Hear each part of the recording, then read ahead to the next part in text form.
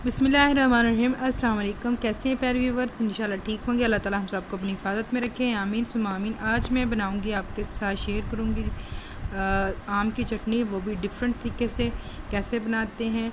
यकीनन आप लोगों को ज़रूर आज की रेसिपी पसंद आई होगी। बहुत ही आसान है और इजी है और झटपट बन जाती है। चलते हैं रेसिपी की जानिब। सबसे पहले छोटे 2 अदद जो है आलू लेंगे हम, और 1 अदद आम लेंगे और 1 प्याज लेंगे।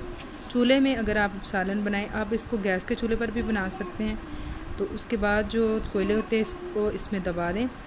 तकरीबन 10 से 12 मिनट बाद जो है इसको मैंने ये देखें निकाल लिया है।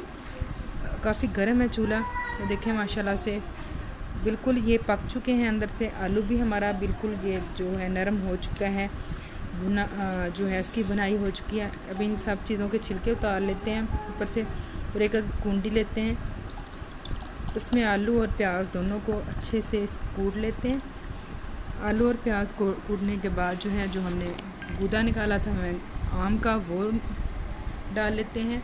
1 अदद चम्मच जो है वो हम ज़ीरे का डालते हैं, 1 चम्मच जो है हम सुरख मिर्च का डालते हैं, और थोड़ा सा जो है नमक, चौथाई जो चम्मच है नमक का डालेंगे, और 1 चम्मच शक्कर का।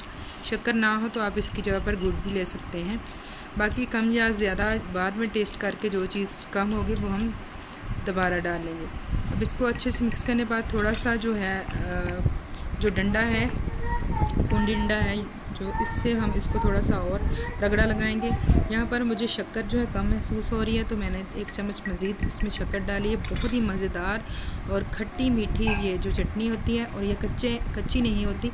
जो आग है इसमें अगर पकाएं तो उसका टेस्ट जो है अलग ही होता है, लाजवाब होता है। तो जनाब झटपट बहुत ही आसानी से दोपहर की रेसिपी, यानी कि गर्मी बहुत ज़्यादा होती है आजकल, और धूप भी होती है, गर्मी भी होती है, तो आप इसको झटपट बना सकते हैं आसानी से घर पर। तो मज़ेदार सी आम की चटनी जो है तैयार हो गई है हमारी, खट्टी मीठी सी। आप इसको लंच में, डिनर में भी इस्तेमाल कर सकते हैं और मेहमानों को भी सर्व कर सकते हैं। बहुत ही मज़ेदार जो है वो हमारी चटपट सी आम की चटनी तैयार हो चुकी है। डिफरेंट तरीके से इसमें आलू का इस्तेमाल किया गया है और जो है इसमें प्याज का इस्तेमाल किया गया है। तो इंशाल्लाह मुझे उम्मीद है कि आप लोगों को जो आज की मेरी रेसिपी है ज़रूर पसंद आई होगी। तो बेकिंग की रेसिपी, खूबसूरत सी रेसिपी और गाँव का खूबसूरत माहौल देखने के लिए विज़िट कीजिए मेरा channel village life and foods. हंसते रहिए, मुस्कुराते रहिए, दुआओं में याद रखिए। चैनल पर नए हैं तो चैनल को सब्सक्राइब कर दें। अल्लाह हाफिज़।